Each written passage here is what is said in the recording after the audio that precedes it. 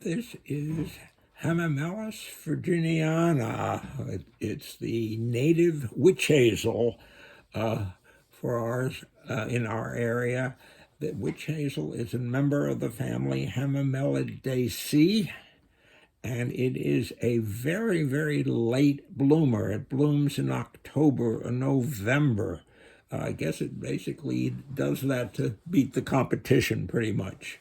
And it's a short, small tree. It's a woody plant, and it has parts in four, which kind of is great to illustrate the whole business about alternate and opposite.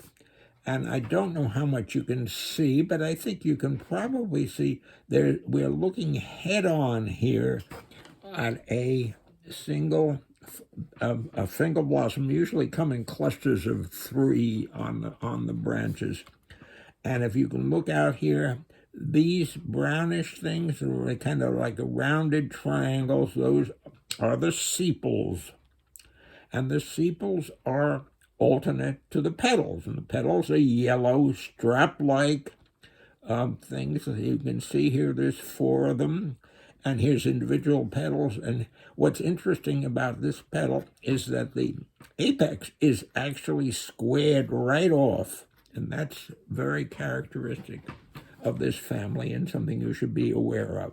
Okay, so now we have the sepals and the petals, which are alternate to the sepals.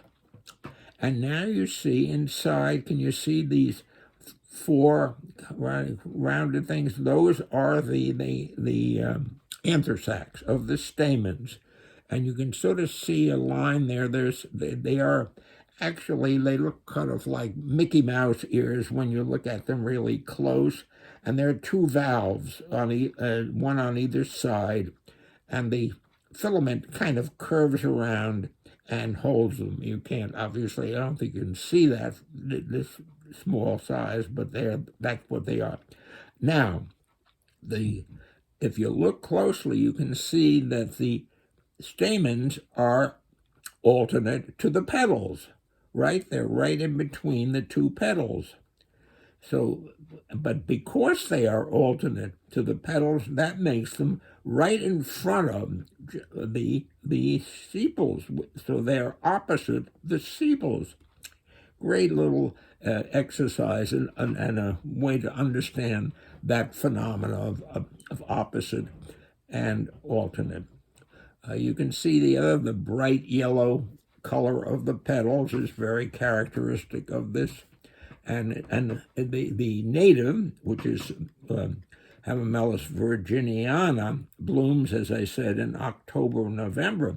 But there's a vernalis, which is native closer to the center of the country, which blooms just in very, very early in the spring, in March.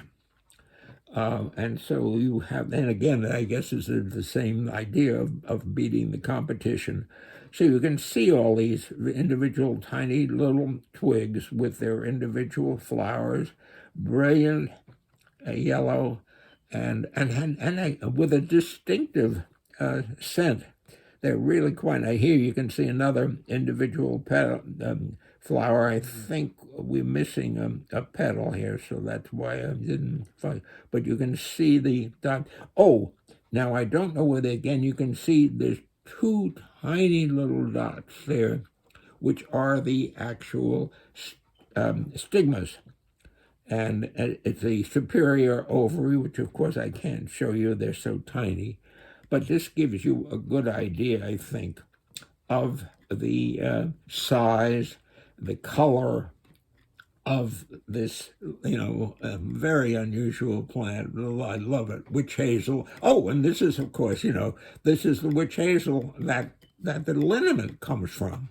And it's also, it has a wonderful other story to it.